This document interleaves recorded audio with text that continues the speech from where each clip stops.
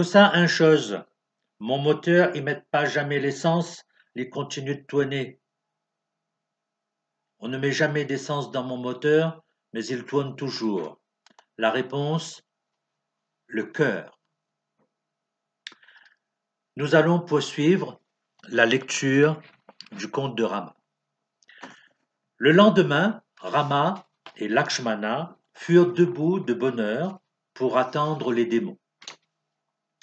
Armés de pied en cap, ils restèrent ainsi sur le qui-vive pendant 6 jours. Le matin du 6e jour, Rama dit à Lakshmana, frère, je crois que nos ennemis approchent. Soyons prudents. Rama, levant les yeux, vit le fils de la démone Tataka, le démon Marisha, qui s'approchait et s'apprêtait à jeter des immondices sur le feu sacrificiel du grand rishi. L'ayant pris sur le fait, Rama lança ses armes contre lui. Le combat fut terrible. Finalement, Marisha fut vaincu. Mais Rama ne le tua pas.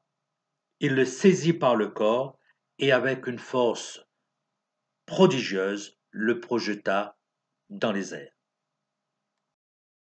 Rama dit à Vishwamitra, notre père Dashratra nous a recommandé d'obéir à vos ordres.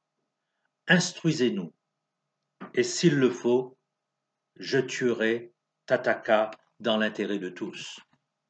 Sitôt dit, Rama tendit la corde de son arc et la fit résonner jusqu'à ce que sa stridente tonalité retentisse en écho dans la forêt et que tous les animaux sauvages, terrifiés, prennent la fuite. Cette note stridente atteignit Tataka jusqu'à dans son repère. Stupéfaite qu'un intrus ose s'introduire ainsi dans son domaine, écumante de rage, elle se précipita dans la direction d'où venait le son. Dès qu'elle vit Rama, elle se jeta sur lui et elle l'attaqua avec une extrême brutalité. Étant donné que la démoniaque Tataka était une femme, le prince désirait seulement lui couper les membres et épargner sa vie. Le soir venu, voyant que le combat ne cessait pas, Vishwamitra ordonna à Rama de porter un coup mortel à la démone. Perdant son sang, Tataka se dépouilla de sa monstrueuse apparence et devint une ombre qui s'évanouit dans la nuit. Avec la disparition de Tataka, la forêt libérée des démons retrouva sa sublime beauté. Vishwamitra, rempli de joie, étreignit Rama et le bénit. Il lui dit, « Prince, vous avez tenu votre engagement et j'admire votre courage.